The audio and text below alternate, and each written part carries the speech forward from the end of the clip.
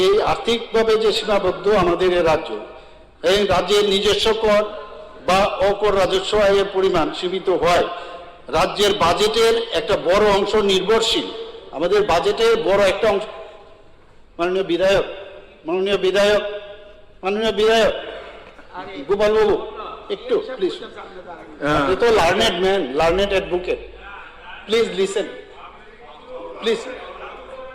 আচ্ছা আচ্ছা, প্লিজ বসুন, ভেরি ইম্পর্টেন্ট, এটা ভেরি ইম্পর্টেন্ট, কিন্তু এটা ভেরি ইম্পর্টেন্ট।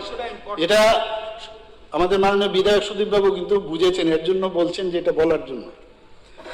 কেন্দ্রীয় করের আমাদের, আমরা যে ডিপেন্ড করি কেন্দ্রীয় করের উপর আমরা নির্ভর করতে হয়, কেন্দ্রের অনুদান, তাছাড়া ঋণ গ্রহণ, আমাদের আবার ঋণেরও কিন্তু একটা ক্যাপিং আছে, যে 3000 সামথিং এর উপরে আপনি বেশি করে ঋণও নিতে পারবেন না। এই অবস্থার মধ্যে সরকারকে চালাতে হয়। এখানে যে বিভিন্ন যে অর্থ কমিশনের প্রতিবেদনে উত্তর পূর্বাঞ্চলের রাজ্যগুলির এই আর্থিক সীমাবদ্ধতার বিষয়টি শুধু আমাদের এখানে না, নর্থ ইস্টার্ন ইউনিয়নের সবারই কিন্তু এই প্রবলেম হচ্ছে, মানে ছোট ছোট রাজ্যগুলোর আমি বলছি। এখানে 10ম এবং 11তম অর্থ কমিশন তাদের প্রতিবেদনে উল্লেখ করেছিল যে রাজ্যগুলোর নন প্ল্যান রেভিনিউ এক্সপেন্ডিচার, বিশেষত বেতন ও পেনশন বাবদ ব্যয় দ্রুত বৃদ্ধি পাচ্ছে, এই ব্যয় নিয়ন্ত্রণে রাখার জন্য রাজ্যগুলোকে সতর্ক অলরেডি করে দিয়েছে, অলরেডি সতর্ক করেছে। 12তম অর্থ কমিশনের সুপারিশ, ওয়েস্ট পলিসি গ্রহণ করতে হবে যাতে বেতন ব্যয় রাজ্যের মোট রাজস্ব ব্যয় একটি নির্দিষ্ট সীমানার মধ্যে থাকে। পরবর্তীতে 13তম এবং 14তম অর্থ কমিশনে রাজ্যগুলোর আর্থিক শৃঙ্খলা, যে ফিনান্সিয়াল যে ডিসিপ্লিন, তার জন্য রাজস্ব ঘাটতি কমানোর উপর গুরুত্ব আরোপ করেছেন। কাজে আমার যে রেভিনিউ এক্সপেন্ডিচার বাড়ালে হবে না, দাবি করা যায়, আপনারাও বুঝেন যারা সরকার চালিয়েছেন, কিন্তু আমাদের পক্ষে আমরা চাই যে ঠিক আছে ডিএ তো দিতেই হবে, আমরা দিচ্ছি এগুলো, কিন্তু এর অর্থ এই না যে আমি সব বিলিয়ে দিলাম এরপরে কোনো কাজ হবে না, এটা ব্যালেন্স করে চলতে হবে। এখানে এই আর্থিক বাস্তবতার প্রেক্ষাপটে ত্রিপুরা সরকার ফিক্সড পে ভিত্তিক নিয়োগ ব্যবস্থা যেটা আপনারা চালিয়েছেন, সেটাই আমরাও কিন্তু সেটাকে কন্টিনিউ করতে আমরা কনসিডার করেছি এবং সেইভাবে আমরা চালিয়ে যাচ্ছি। আমি জানি না ইন ফিউচারে weather it will be continued or not, আমরা দেখবো এটা নিয়ে, কারণ এটা একটা প্রবলেম আমি বলতে গেলে। কিন্তু আপনারা নিশ্চয়ই চিন্তা ভাবনা করে সেটা বলে করেছেন, আমরা এখন পট করে সেটা বন্ধ করতে পারবো না। ত্রিপুরা সরকারের মোট ব্যয় একটা বড় অংশ বেতন এবং পেনশনে কিন্তু চলে যায়। তাছাড়া রাজ্যের মোট ব্যয় আপনারা শুনে মানে মানে নিজে আপনারা জানেন নিশ্চয়ই, রাজ্যের মোট ব্যয় 40% থেকে 56% বেতন এন্ড পেনশন বাবদে ব্যয় হয়। সুদ, সামাজিক পেনশন, ভর্তুকি ও ঋণ পরিশোধ যুক্ত করলে মোট কমিটেড এক্সপেন্ডিচার করতেই হবে আপনাকে প্রায় 50% থেকে 70%, যদি আমি এটাকে মিন বলি 61% আমাদের শুধু এই খাতে যায় কমিটেড এক্সপেন্ডিচারে। এরপরে বাইরে তারপরে আমরা অন্যান্য ডেভেলপমেন্টের ওয়ার্ক ইত্যাদি করতে হয়। মাননীয় ত্রিপুরা হাইকোর্ট ডিভিশন বেঞ্চ 8ই জানুয়ারি 2026 তারিখে ফিক্সড পে ভিত্তিক কর্মচারীদের ক্ষেত্রে equal pay for equal work এটা বেতন স্কেল প্রদানের নির্দেশ দেন। আমরা রাজ্য সরকার নীতিগত সিদ্ধান্তের উপর সরাসরি সেটা আমাদের পলিসি, অথচ যেহেতু হাইকোর্ট থেকে দিয়েছে সেটা আমাদের উপর, কিন্তু সেটা আমাদের বাধ্য হয়েছে আমরা কিছু একটা করতে সেখানে। তো সেখানে আমরা কি করলাম আপনারা সবাই জানেন, তখন মাননীয় হাইকোর্ট রায় সম্পূর্ণভাবে বাস্তবায়ন করা হলে, যদি এটা হয় হাইকোর্টের এই রায় যদি আমাদের করতে হয়, তাহলে আমাদের এই যে সকল কর্মচারীরা যারা আছেন তাদের নিয়মিত বেতন স্কেল প্রদান করতে হবে। যদি নিয়মিত আমরা দিই তাহলে অতিরিক্ত প্রায় 4000 কোটি টাকা আমাদের তার মধ্যে আমাদের যাবে। কোথার থেকে আমরা পাবো সেই টাকাটা? এভাবে দেওয়া যায় না, তো দেয় না এইভাবে, না না দেয় এইভাবে, দেয় এইভাবে, আরে এইভাবে দেয় না। লিডার অফ দ্য হাউস বলছে সিএম সাহেব কি শেষ করছে? সিএম সাহেব শেষ করেছে বক্তব্য, তারপর দেখান না কি বলছে এগুলি। ইনফ্রাস্ট্রাকচারে সাকসিতে আমরা অনেক কিছু করছি। আরে আমরা সাকসিতে ইনফ্রাস্ট্রাকচার আমরা করছি, তারপর এবং সেখান থেকে যখন আয় বাড়বে তখনই আমরা এগুলো কভার করতে পারবো। কাজে এই কারণেই কিন্তু ওই যে সংবিধানের আর্টিকেল 136 এই কারণেই আমরা এই এসএলপি দায়ের করেছি, যাতে মানে আমাদের উপরে এখন এই যে সমস্যাটা তাদের উপর আমাদের উপর না পড়ে, তার জন্য আমরা এসএলপি করেছি। এই কারণে যে তাতে করে একদিকে ওনারা যে কাজটা করেছেন যে বেশি সংখ্যক লোক 5 বছরের মধ্যে আরো আপনি সময় পেয়ে যাবেন, একটু সময় পাবেন যাতে আরো কাউকে দেওয়া যায়। 5 বছর পর এমন একজন ব্যক্তি নেই যাকে আমরা রেগুলার করছি না, আমরা কিন্তু করছি সবাইকে। একজন ব্যক্তিও 5 বছরের পরে কিন্তু আমরা সেটা এমন না যে রেগুলার করছি না, তাদেরকে একজনও বাদ যায়নি। তো সেই কারণেই আমরা এসএলপি আমরা সেটা করেছি, বিকজ অফ আওয়ার রিসোর্স, যে ফাইন্যান্সিয়াল রিসোর্স, তার উপর ভিত্তি করে আমরা এসএলপিটা করেছি। Thank you. ধন্যবাদ প্রশ্নপত্র মাননীয় সদস্যগণ। প্রশ্নোত্তর পর্ব শেষ হলো। যে সমস্ত তারকা চিহ্নিত প্রশ্নের উত্তর মৌখিকভাবে দেওয়া সম্ভব হয়নি সেগুলো সহ তারকা চিহ্নবিহীন প্রশ্নগুলোর উত্তরপত্র সবার টেবিলে প্রেস করার জন্য আমি সংশ্লিষ্ট দপ্তরের মাননীয় মন্ত্রীগণকে অনুরোধ করছি।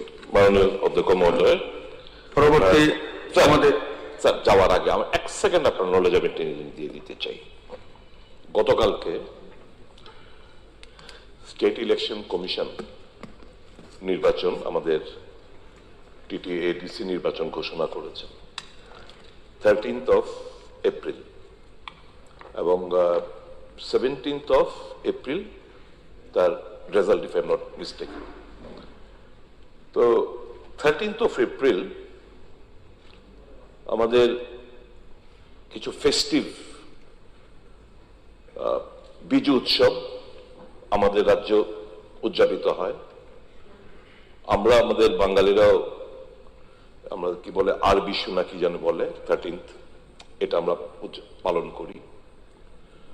তো আমি প্রস্তাব রাখতে চাই যদি হাউস এখানে, এটা তো স্টেট ইলেকশন কমিশন,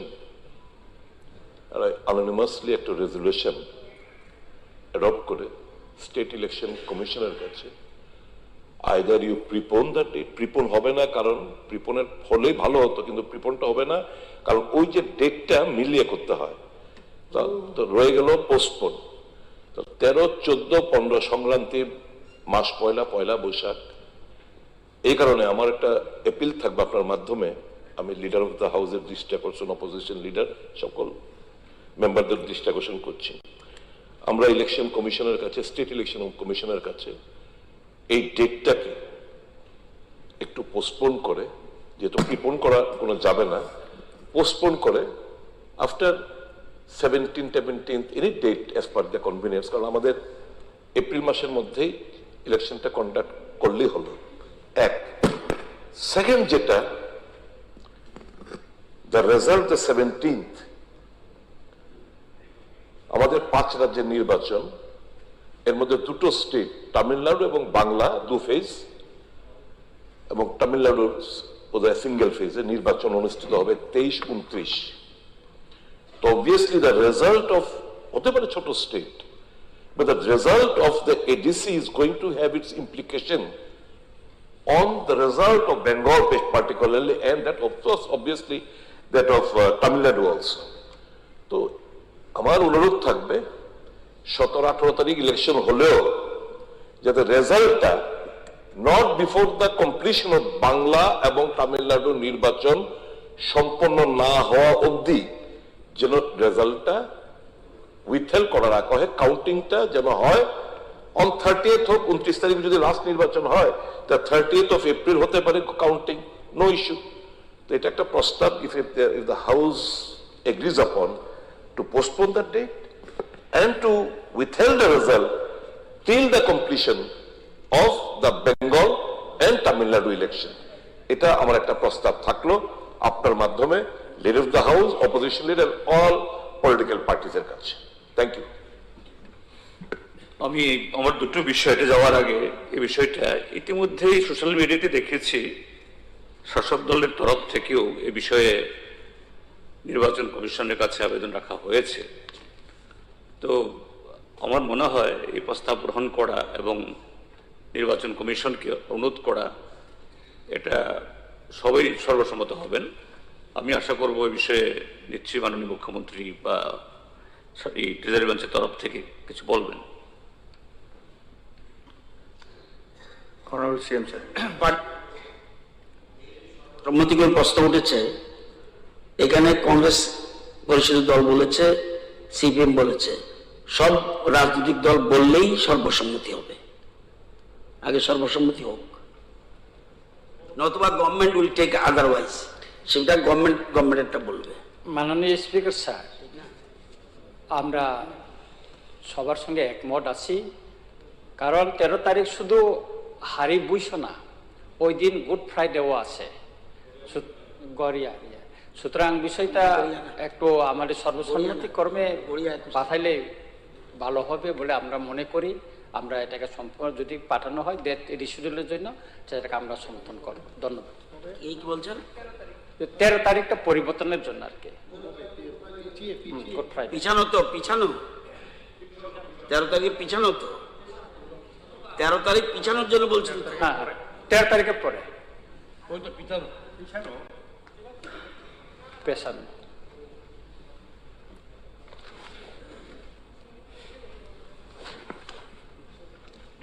মাননীয় অধ্যক্ষ মহোদয়, যেহেতু বিষয়টা আমাদের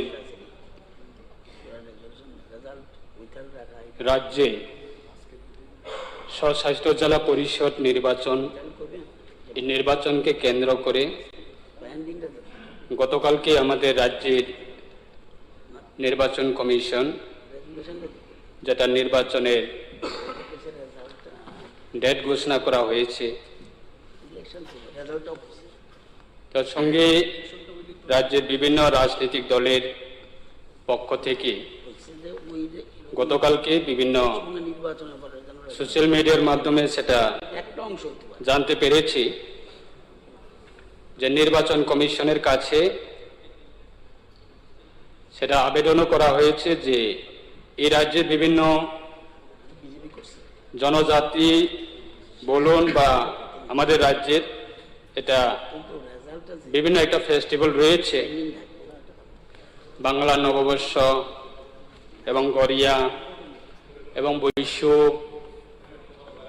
চৈত্র সংক্রান্তি এবং গুড ফ্রাইডেও রয়েছে। তবে গুড ফ্রাইডে নয়, না, গুড ফ্রাইডেটা 3 তারিখ এপ্রিল আছে গুড ফ্রাইডে, 14 পরে। 13 তারিখটা হচ্ছে সোমবার, আমি এখন ক্যালেন্ডার দেখলাম, বাকিগুলি আছে। এই বিষয়ের সম্বন্ধে আমাদের দলের পক্ষ থেকে আমরাও আজকে সকালে আমরা আলোচনা করেছি যে দলের পক্ষ থেকে একটা আবেদন নির্বাচন কমিশনের কাছে যে ডেটটা অন্তত পোস্টপোন করে ডেফার করার জন্য। তো সেটাই আজকে যেহেতু এই পবিত্র বিধানসভায় যেহেতু মাননীয় বিরোধী দল নেতার পক্ষ থেকে এবং কংগ্রেসের পক্ষ থেকে এবং তীব্রমতা দলের পক্ষ থেকে যেহেতু সেটা সবাই আলোচনা রেখেছেন, তাই আমরাও সেটাই চাই যে নির্বাচন সেটা একটা যাতে ডেফার করা হয় এবং সেটাই। ধন্যবাদ।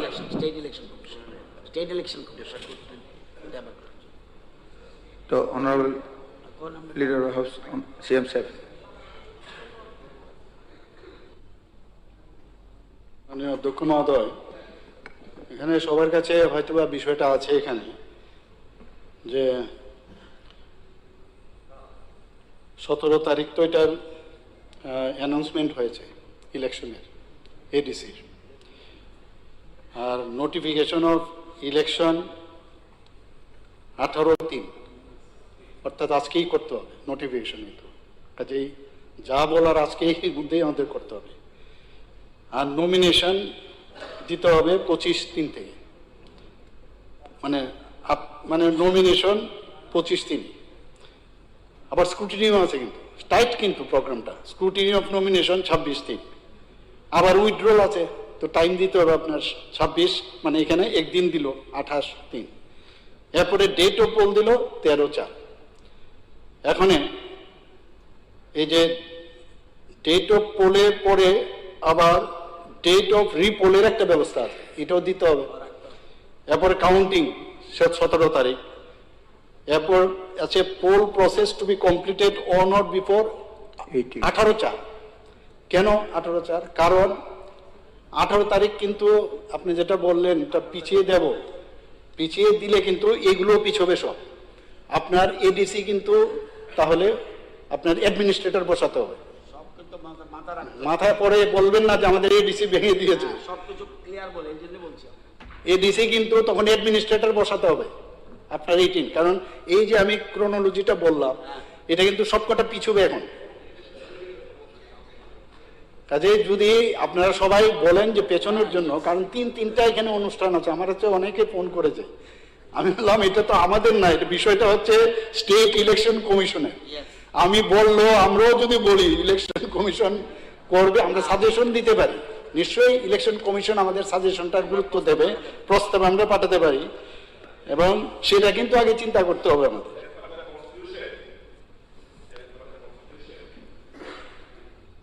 অ্যাডমিনিস্ট্রেটর বসান লাগবে না। As per the constitution, that ADC will be run by a caretaker CEM, not by the administrator. It will be run by the present incumbent of the ADC, but as a caretaker, not through an administrator, because elections will already have been conducted. It will be awaiting the result. So till then, till the completion of the result and further thing, only it will be there for a caretaker CEM.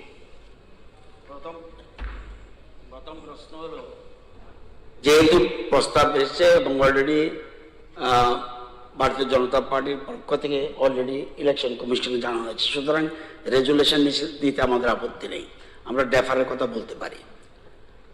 এই যে অন্যান্য বিষয়গুলি বলেছে এগুলি পরিষ্কার বলেছে, পরে কিন্তু এটা কিন্তু সব রাজনৈতিক দলের প্রতিনিধি আছে, অন্তত যারা কন্টেস্ট করবে আমি যতটুকু জানি, এটা সবগুলি বিচার বিবেচনা করে সিদ্ধান্ত নেবেন।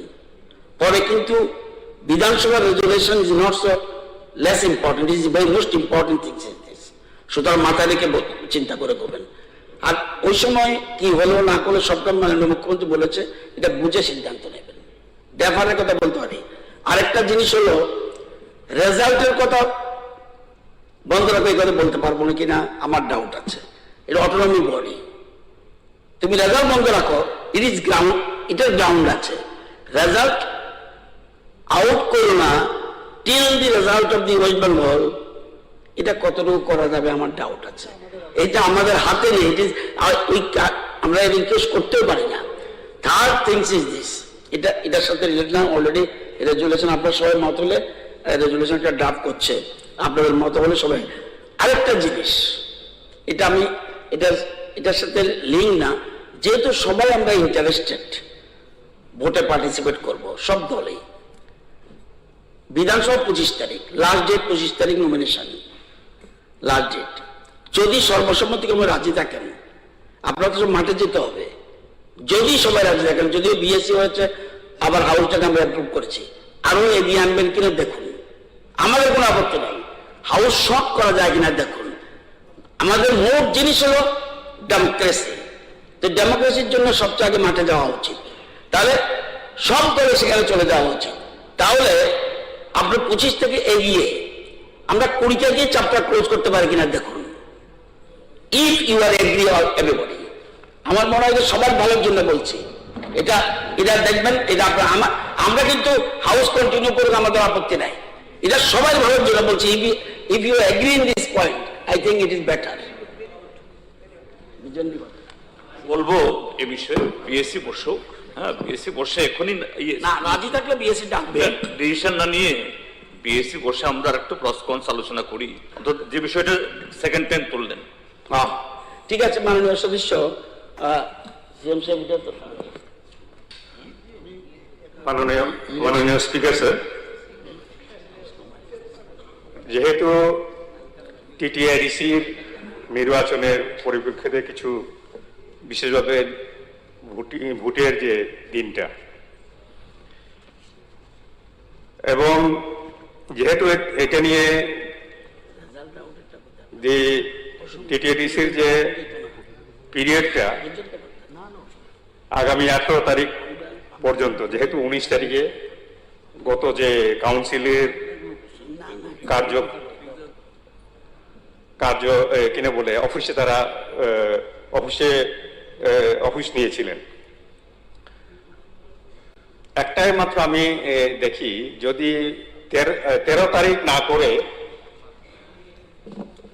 একদিন 12 তারিখ করা যায় কিনা।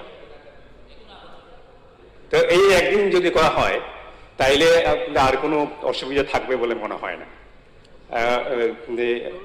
এটা আমাদের প্রস্তাব। আর দ্বিতীয়ত হচ্ছে ভোট গণনা যেটা সেম থাকবে। আর কিনা বলে মাননীয় সদস্য সুদীপ রায় বর্মন যেটা মহোদয় যেটা প্রস্তাব করেছেন, রেজাল্টটা যেটা 17 তারিখ রেখেছেন সেটা 17 তারিখ বা 17 তারিখই থাকুক, এজ ইট ইজ, কোনো সমস্যা হওয়ার কথা না। সামনে শুধুমাত্র 12 তারিখে আনাটাই আমাদের প্রস্তাব থাকবে, আর তাহলে আর কোনো অসুবিধা থাকবে বলে মনে হয় না। আমি মনে করি ভেরি গুড প্রপোজাল। এটা একদিন শুধু পোলিং ডেট না, ইভেন কাউন্টিং ডেটও যদি একদিন এগিয়ে দেয় কোনো অসুবিধা নাই। কেননা গতবারও 11 এপ্রিল ভোট গণনা হয়েছিল, কিন্তু কাউন্সিল গঠিত হয়েছিল 20 এপ্রিল, আমার যতটুকু মনে পড়ে। কাজে অনেকদিন লেগেছে। কাজে কাউন্সিল গঠন হওয়ার পর নির্বাচন কমিশনের কাছ থেকে সমস্ত সার্টিফিকেট নিয়ে যে পলিটিক্যাল পার্টি যারা ফর্ম করবেন তারা সঙ্গে সঙ্গে করে ফেলতে পারবেন। তা না হলে তো একটা কনস্টিটিউশনাল একটা হবে, মানে প্রবলেমে পড়বে। কাজে একদিন দুটোই এগিয়ে দিলে কোনো অসুবিধা নেই। আর অনারেবল স্পিকার, আমার একটা প্রস্তাব থাকবে, আমাদের যে সেশনটা এটা আপাতত 20 তারিখ অব্দি যদি হয় তাহলে স্থগিত রাখতে পারেন। হ্যাঁ, আর করতে পারবো না, বাজেট পাস করতে হবে, এটা ফাইন্যান্সিয়াল প্রবলেম আছে আমাদের, এটা হবে না। ওইটা আমি এটা বিএসসি রিকোয়েস্ট করতে পারেন দেবার জন্য, এটা পোস্টপোন রাখতে হবে, 31 মার্চের আগে আমাদের শেষ করতে হবে না। এখন আগে ঠিক করুন যেটা বলছেন রেজলিউশনটা বলে। আমি একজন আমাদের মন্ত্রী মহোদয়কে বলছি ড্রাফট করার জন্য, সুদীপ বাবু এবং জিতেন বাবু আপনারা দেখে দিন, চিফ মিনিস্টার সাহেব লাস্টে দেখবেন, কিন্তু আগে ঠিক করুন কি করবেন। 12 তারিখ করলেই ভালো হবে সবার জন্য। হ্যাঁ, 12 তারিখ করলেই সবার জন্য ভালো হবে। দেখুন, হ্যাঁ, 12 তারিখ কারো অসুবিধা নেই। ভালো যারা সোশ্যাল এখন সমাজে যে ফেস্টিভ করে তারাও তো বলছেন 12 তারিখ করলে কারো অসুবিধা হবে না।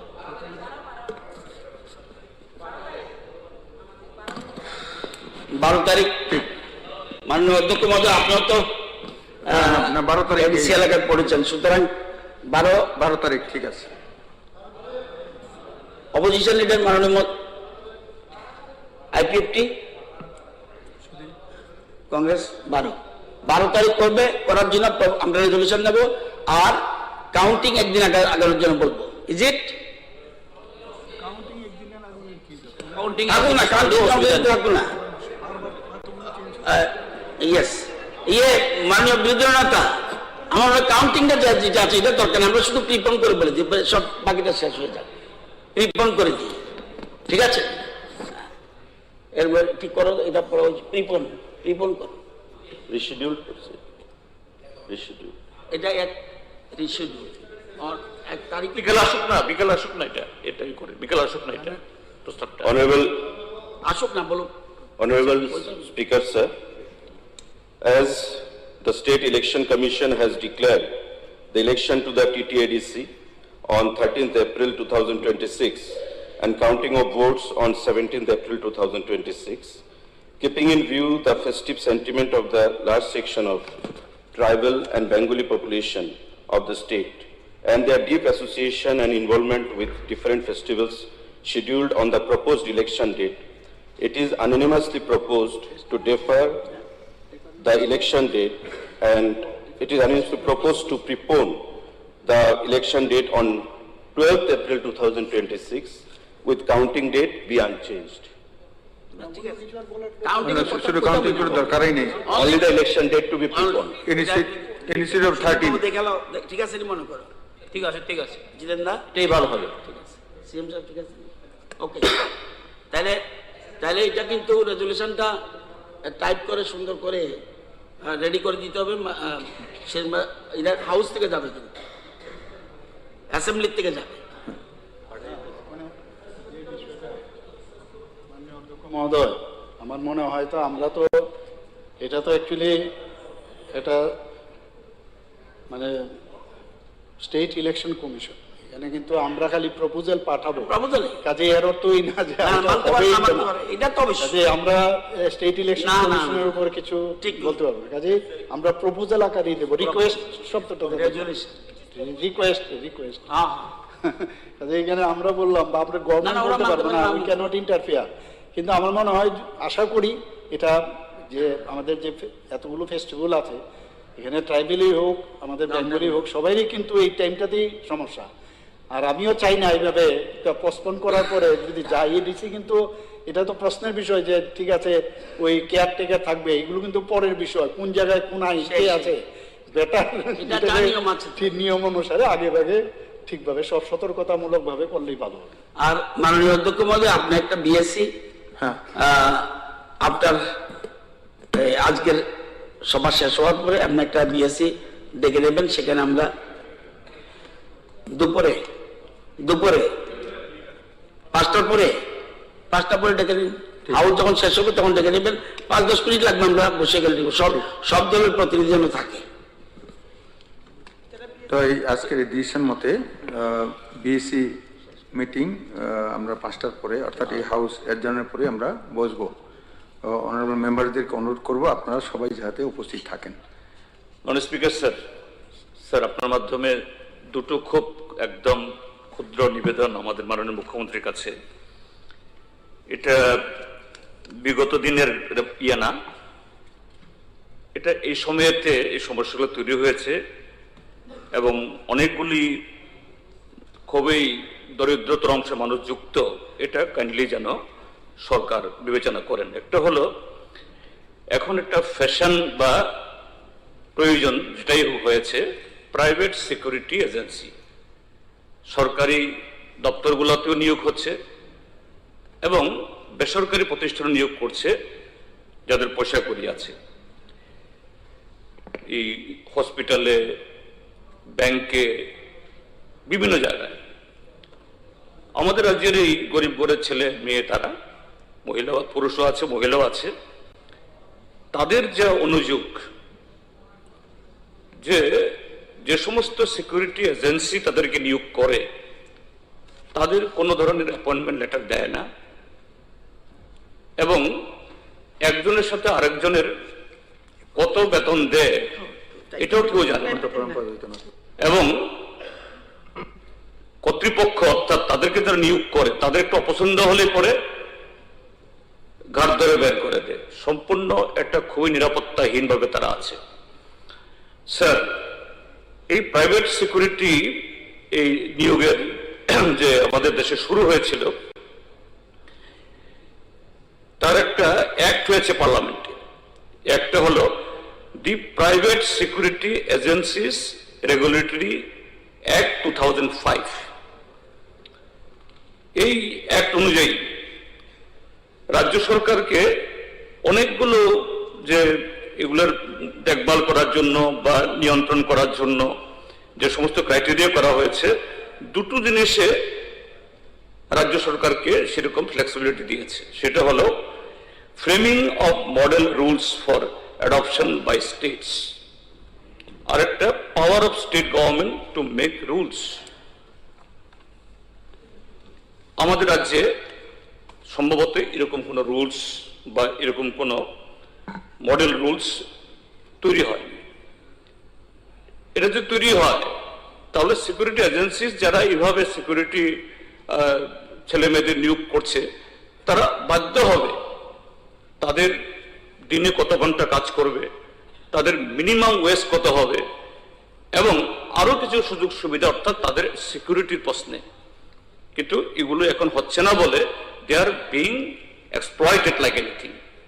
কাজে তাদের এই প্লাইট, এটাকে একটু সেরকম ভাবে একটা অক্সিজেন দেওয়ার জন্য আমি মাননীয় মুখ্যমন্ত্রীকে অনুরোধ করব, স্যার আপনার মাধ্যমে এই বিষয়টা একটু দেখুন এবং দেখে এক্সামিন করে কিভাবে আমাদের রাজ্যে এই সিকিউরিটি এজেন্সিস তাদের উপরে এরকম কিছু ধরা বাধা, এর মধ্য দিয়ে গরিব গরিব ছেলে মেয়েরা তারা উপকৃত হবে। আমি এই রুলসটা আমি মাননীয় মুখ্যমন্ত্রীকে দেব। স্যার, আরেকটা বিষয় বলে আমি শেষ করছি, সেটা হলো এখন না, আমি একসাথে শেষ করেছি।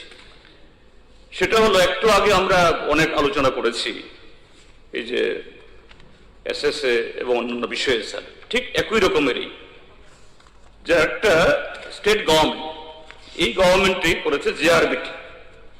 এই জেআরবিটির ক্ষেত্রেতেও এরকম বেশ কিছু ডিপার্টমেন্টের নিয়োগের জন্য পরীক্ষা দিতে হয়েছে। লোয়ার ডিভিশন ক্লার্ক, তারপর মাল্টিটাস্কিং অপারেটর, তারপরে এগ্রিকালচারের এরকম কিছু পোস্ট একসাথে করে বিভিন্ন ডিপার্টমেন্ট যাতে খুব যে এই দীর্ঘায়িত না করে ইন্টারভিউ প্রসেস তারা পেতে পারেন। কিন্তু এই ক্ষেত্রেতেও ইন্টারভিউ হয়েছে বহু আগে। হ্যাঁ, সেই জায়গাতে 100 পয়েন্ট রোস্টার মেনটেন করতে গিয়ে, হ্যাঁ সেখানে আমি শেষ করছি, করতে গিয়ে সেই জায়গাতে কিছু অসুবিধা হয়েছে, এই জন্য হয়নি। কিন্তু এরপরও কোর্ট রায় দিয়েছে, কিন্তু এখনো তাদের ক্ষেত্রেতেও কোন ধরনের ইমপ্লিমেন্টেশন হচ্ছে না। মাননীয় মুখ্যমন্ত্রী এই দুটো ক্ষেত্রেতেই প্রাইভেট সিকিউরিটি এবং জেআরবিটি এগুলোর উপরে সমস্ত তথ্য নিয়ে এবং এই হাউসকে তাদের সম্পর্কে কি ব্যবস্থা গ্রহণ করা হবে এরকম একটা চিত্র এখানে তুলে ধরবেন কিনা। মাননীয় অধ্যক্ষ মহোদয়, মাননীয়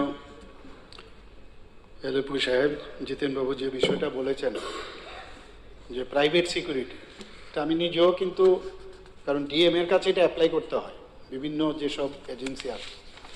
আমি একবার ডেকে জিজ্ঞেসও করেছিলাম কোনো রুলস রেগুলেশন আছে কিনা।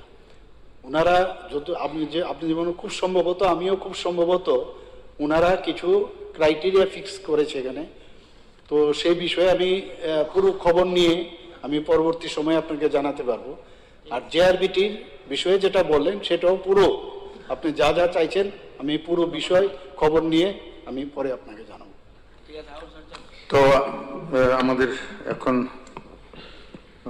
বিরতির বিষয়, এই সভা দুপুর 2টা পর্যন্ত স্থগিত থাকবে। সবাইকে ধন্যবাদ।